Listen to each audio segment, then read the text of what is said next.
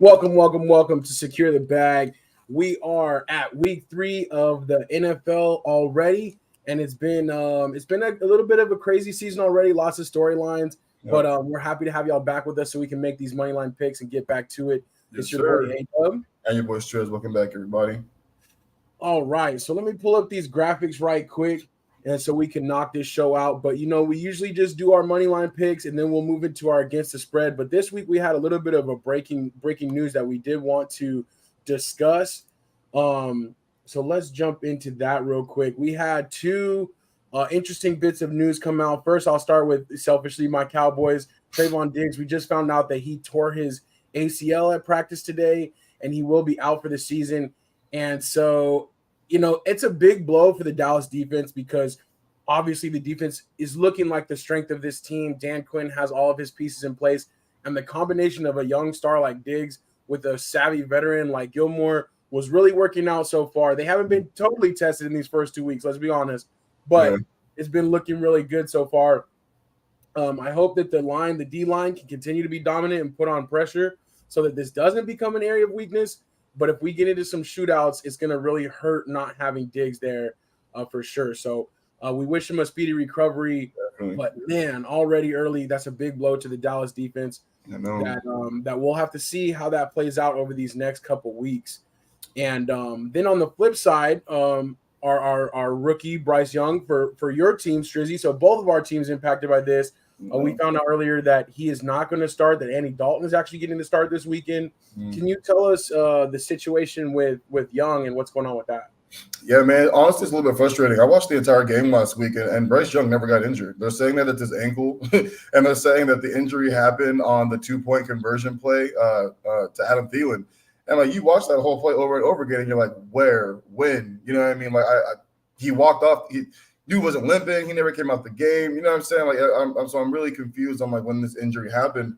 So part of not just me, a lot of Panthers fans, a lot of Carolina Panther media, we're all kind of wondering like, is this the nicer way of Coach Reich basically saying like, look, it's not looking good. We need to get something moving. He's kind of on the hot seat already, only 2 weeks in. A lot of people are saying that this offense is looking real Matt Rule-ish. Like this isn't me talking. This is like everybody else talking. This isn't just me. You know what I mean? So like everyone's talking about how the offense is looking real Matt Rule-ish, and I feel like this is the nicer way of Coach Wright just kind of saying like maybe you're not as ready as we thought you were.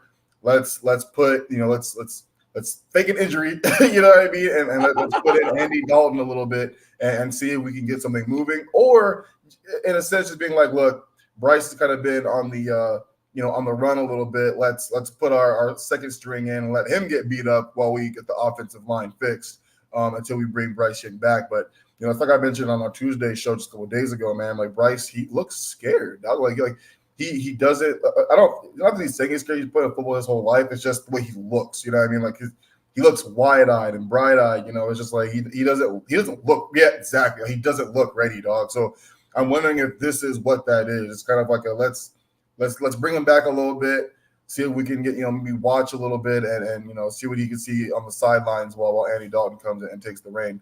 The only thing that worries me is that if Andy Dalton comes in and the offense looks fine, you know what I mean, and maybe we beat Seattle, then it's like what's he gonna do? You know what I mean? So yeah, either way, like this isn't a good look. You know what I'm saying? So we'll see how it goes. I agree with you. I think no matter what the reasoning behind and under the surface, it's all negative kind of because you got whatever the reason is. But like you said, even if Andy Dalton does well, does that bode bad for the rookie? Then it's like, okay, we can't really go back to him even if he's healthy because this guy looks way better. Mm-hmm. I do think that Frank Reich is kind of pulling the string too fast, in my opinion. Because if you decide, okay, this is going to be our guy, and when you decide in training camp, in preseason, this is our starter, you got to give him more time than 2 weeks, in my opinion. Yeah. Once you've made that decision, you got to ride with that decision because now you're pulling him early. Like we said, if the veteran does well, which he should because he is a veteran, right? He's been around for 14, 15 years. Yeah. Then what happens? And when does he get his next chance? Yeah. And it's just kind of starting things off on the wrong foot for a rookie that we want to see do well. You invested all that in him. So much moved up to get it. So why not let him go out there? But, I mean, obviously, if he's truly hurt, you can't. But like you said, like kind of looking at it, like there was no time where they were like even talking about an injury or, oh, he's got to come out of the game or he's not going to make it. Exactly. So just interesting there. But yeah, a little bit of news before we get into our picks, but we'll go ahead and do our thing. I do want to welcome in Pops to the show. What's good? Welcome in. Good afternoon. And also Stephanie Washington. Thank you for being here with us live. We really appreciate y'all supporting the show. And we love to do our picks and kind of get our picks out there before the weekend. So yeah, let's do this thing. I will really quick take a look at last week. Last week I actually led the clubhouse again. Luckily, somehow, I had 12 wins. It wasn't enough to win the pick'em though, because we had Anthony Weston again. Yep. But still up there putting some pressure on him. So that's what's up. But yeah, if you guys want to join us, hit the link in our bio, go to saylikeachamp.com. You can join in, or you can invite friends to join in our competition. And every week, whoever wins on the money line picks will get a Super Bowl square. So that's what's up. So Strizzy, if you're ready, let's go ahead and get into it. Let's make it happen. All right, starting off with Thursday night football. We got the Giants visiting the San Francisco 49ers. I think that this will be a thrashing. This will be one of those primetime games that is not very entertaining. I think that the 49ers win big. Me too, actually. I'm telling other people too, be careful betting on this game because there could be a blowout early. So if you're thinking, Christian McCaffrey's going to go for 100, he might not. You know what I'm saying? Like, be careful. But this game has blowout potential, and a lot of time when blowouts happen, your offensive players don't get the yards or touchdowns that they're hoping to see. So be careful betting on this game. Yeah, for sure. Most definitely, because, I could get ugly early. Yep. All right, next up, we got the Falcons at the Lions. I'm going to go with the Lions in a bounce-back game on this one. I haven't really been so impressed by the Falcons, even though they're 2-0. Mm-hmm. I think that this will be more of a reality check for them. Me too. Like I said, I'm just like that with you. I think unimpressed 2-0 team, and I think Lions trying to bounce back, and they're at home too. So I think they get this done. All right. Moving ahead, next up, we got the Chargers at the Vikings. I'm going with the Vikings in this one. They've had some tough luck. They're 0-2, but their offense has been actually doing really well. And the Chargers, I just don't know about the Chargers, man. I just don't trust them all the way. So I'm going with the Vikings in a big bounce-back game. Yeah, man, this one's definitely a pick 'em. You know what I'm saying? I know we're doing pick 'em, but I'm going Vikings as well. I think Kellen Moore and the offense they're not really struggling, but the defense is, right? So if this is in a shootout, I'm taking Minnesota at home. Yeah. And the sad part is one of these teams is going to start 0-3 because both of these teams are winless on the year. So that's going to be a tough task for whoever doesn't win this game. So I think that's going to make it all the more exciting during the game. They might get a little desperate. Mm-hmm. All right, next up, we got the Saints visiting Lambeau Field. This is a tough one. Mm-hmm. I haven't really totally been impressed by the Saints, even though they're 2-0. I like what I saw from the Packers. Don't understand why they lost last week to the Falcons. Right. These are two teams that are kind of in the same spot. Right. I'm going with the Saints only because they have the better, more established quarterback, and their offense should get going. Yeah, this one was tricky too, man. Like I actually really like what I've seen in Green Bay, and I loved what I've seen from Love. You know what I mean? Like, he's played so well these last 3 weeks. 3 touchdowns and both these last 2 games. And like you said, I have no idea how they made it out of last game without the victory. But I'm actually going to go with Green Bay in the bounce back. I somehow think they get this done. I love it. All right, moving on. We got the Texans at the Jaguars. The Jaguars should handle business in this one. I think it'll be closer than we expect, though, just because those are division opponents. They have that familiarity. But I'm going with the Jags at home. They should get it done. Yeah, me too. I'm going with the Jaguars in this one. I think they want to bounce back. They couldn't get their offense rolling against Kansas City last week, and they still kept it somewhat close. But I'm thinking they're still figuring some things out. Got some new pieces on offense, but I think they bounce back and get this done. Nice. All right. Moving on, we got the Broncos visiting the Dolphins. This could be a tricky game, but by the look of it, the Dolphins should handle their business at home. The Broncos, though, are at risk of going down 0-3. That's a tough position for a team to be in, especially because that water is going to get hot quick. But I think the Dolphins handle business at home. Me too. I think it's actually really, really close. I'd actually take the Broncos at +6, +6.5 for this game. They got to turn things around soon, but they barely lost to Washington. I feel like Miami should win this game, but probably towards the end. Got you. All right. This one is a tough matchup for me. I'm not really sure, but we got the Titans at the Browns.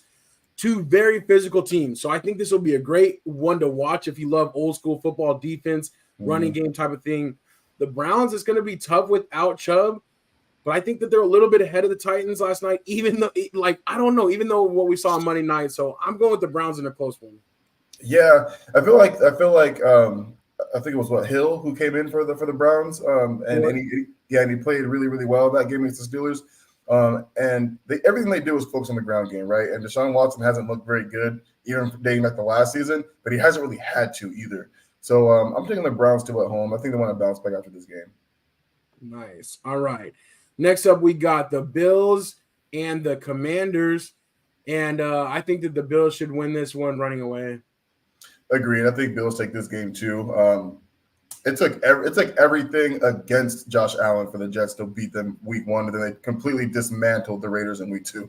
So as long as we get Josh Allen being Josh Allen, they should destroy the Commanders.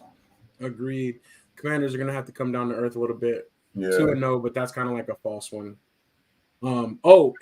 Pops reminds us about the Browns that they did sign Hunt to come back. Yeah. I forgot about that. That's a good call out there. So he'll be able to get back in the fold pretty quickly, depending on what shape he's in. Yep. All right. We got the new Colts versus the old Colts.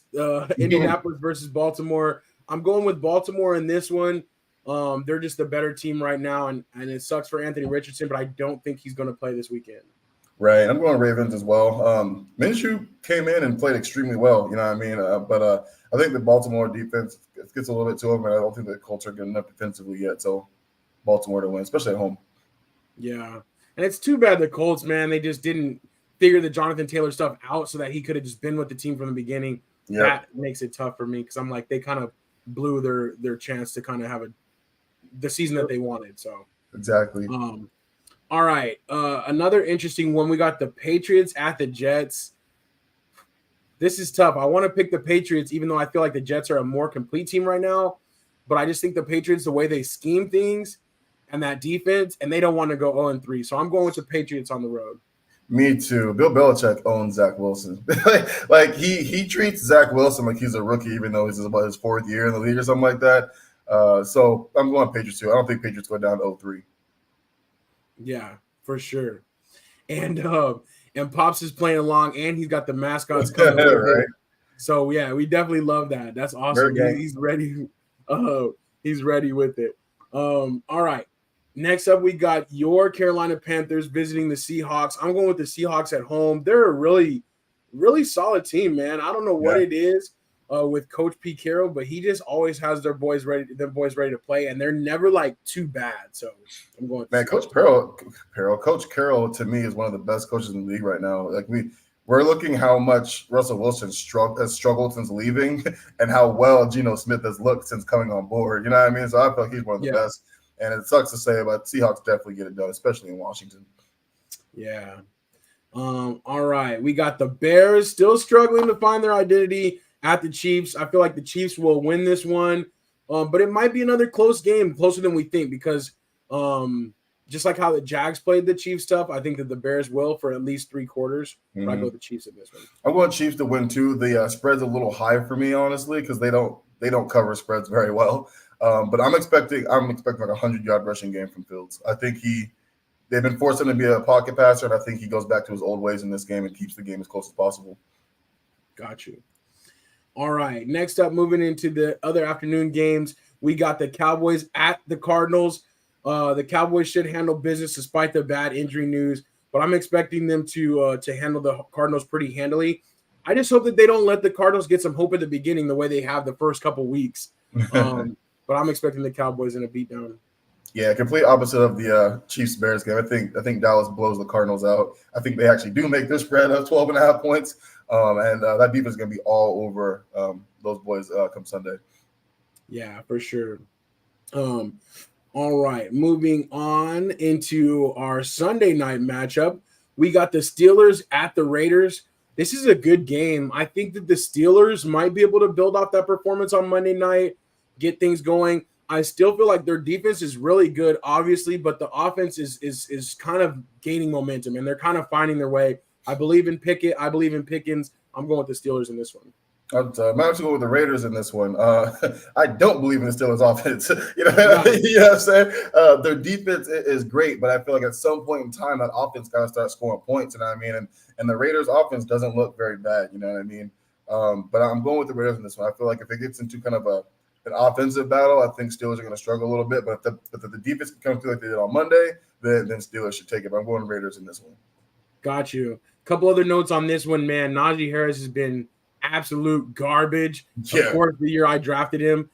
So I am still waiting to get him on track. And maybe it is some recency bias because the Steelers just ruined my parlay last week. They ruined my whole week. I would have won the pick'em too. Yep. So maybe that's why I'm afraid to pick against him again. have him do me dirty again. But that's what's up for the Steelers Raiders. Pops is with you on the Raiders. Next up, we have Monday night. And again, we have a Monday Night Football doubleheader. I don't think we really talked about this, but because of the writer strike that's going on and some of the different things, we're now going to have 2 games on Monday Night Football for several weeks, including they're going to be doing this dual ESPN and ABC thing. So we'll see how the experiment works. But I am really happy for those people that just have their local channels. They can get ABC without having to have the ESPN cable package.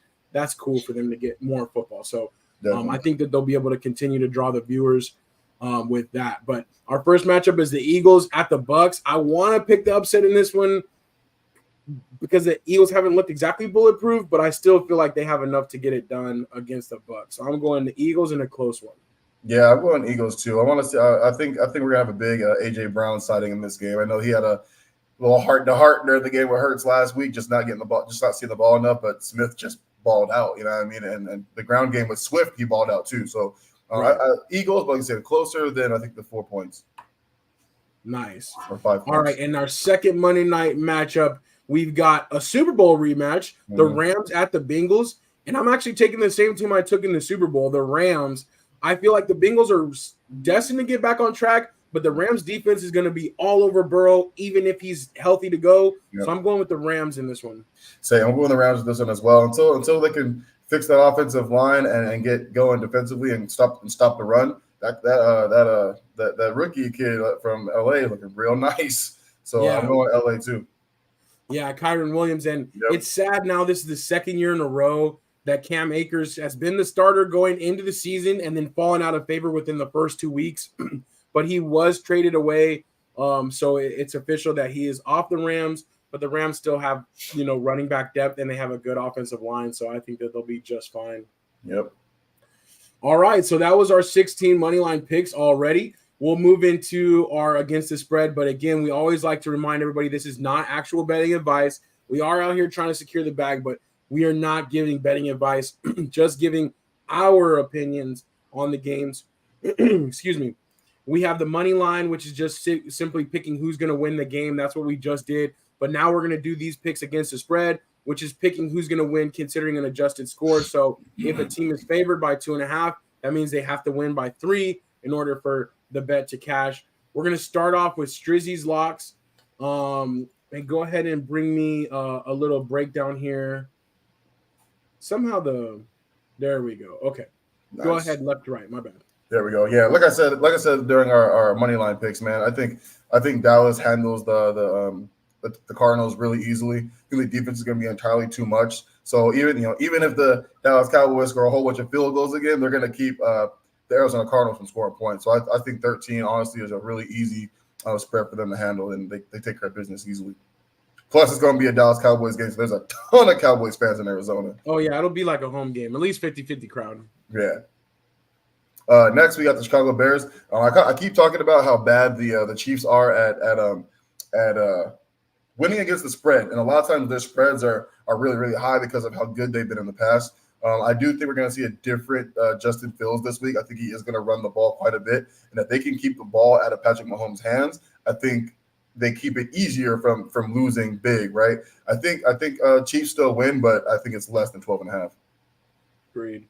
And then third, I'm taking the Broncos. The last 2 games that they've lost are down 0-2, but they've been by like 1 or 2 points. You know what I mean? So they've been really, really close. And even though they're going against a really strong offensive-minded Dolphins team, I think some of their best thing they got going for them are their corners, right? So Miami's going against two really, really good corners in the league, and I think it's going to make it a little bit harder for Tua to get the ball to him. So I don't expect them to win, but I think hopefully they can keep it somewhat close. Nice. All right. I like all those. And especially that Bears one. I think that is going to be a very close game against against the Chiefs. Yep. All right, moving on to my locks, and miraculously somehow I was able to get 3 locks last week, man. We did it. We got the Colts, the Ravens, and the Packers. Yep. So that's what's up, man. I came through the Packers on that little backdoor cover with the +1.5. Really was I would have hit that parlay if I didn't add those extra 3-4 teams to it. And with that last team obviously being the Steelers, that really ruined it for me. But we got to look forward, man. We can't worry about the past. I am going with you on the Cowboys game. I think that they should handle business. They have the largest margin of victory in the first 2 weeks.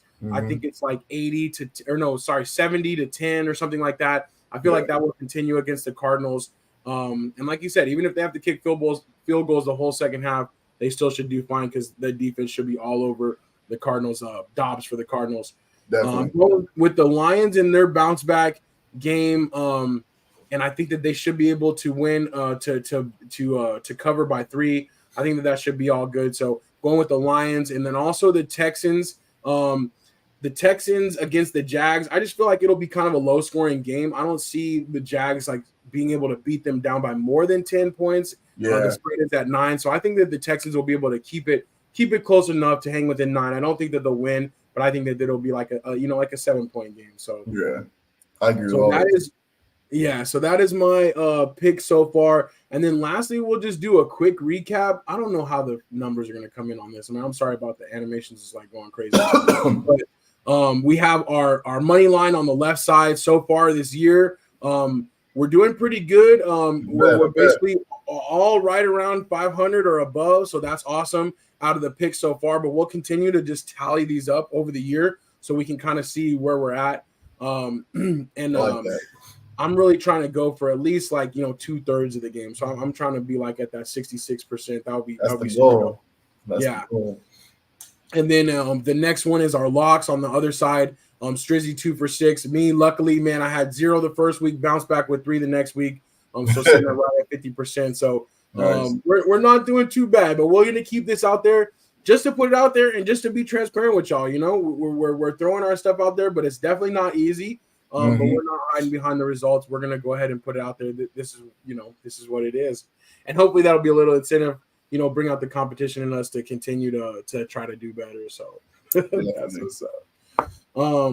All right. But that being said, we are at the end of our show. We want to thank you guys for rocking with us, whether you're watching now or later. We appreciate your support. We appreciate you guys playing along. Hit that link in the bio to get into our Pick'em League so that you can continue to compete with us and get those Super Bowl squares on the record. And then when it comes time, January, February for the big game, we're all going to have a chance at some money. So that'll be super exciting. Also, come back next week on Tuesday. Say Like a Champ 213 will be on, and we'll be breaking down the results for all the games and then going into the other sports as well. All the sports news you need to know for the week. And I think we're good. Are you going to be watching the 49ers Giants tonight, or are you going to be just kind of checking it out? Or I'm definitely going to watch. I've been watching the 49ers a lot since they grabbed Christian McCaffrey. From us. So they've been a fun team for me to watch. Like I said, I've really been liking Brock Purdy, what he's been able to do there too. So they've been a really fun team for me to watch. So yeah, I'll definitely be watching that game. Plus, I hate the Giants. Yeah. Sorry, Prince. Yeah, me too. No, I'm definitely kind of a Giants hater. So it'll be cool to see them. But I don't know. I'm expecting a little bit more, man. They're not going to totally lay down, but it's tough. After a game like they had on Sunday, down so big to the Cardinals, a big emotional comeback, and then a short week to get ready for maybe the best team or one of the at least top 3-4 teams in the league. So that's tough. Definitely one of the best teams in the NFC. So that'll be a tough one. But we'll be watching tonight. And again, appreciate y'all's support. We'll see you guys next week when we make it all through. And until then, it's your boy A-Dub. And your boy Striz. Peace.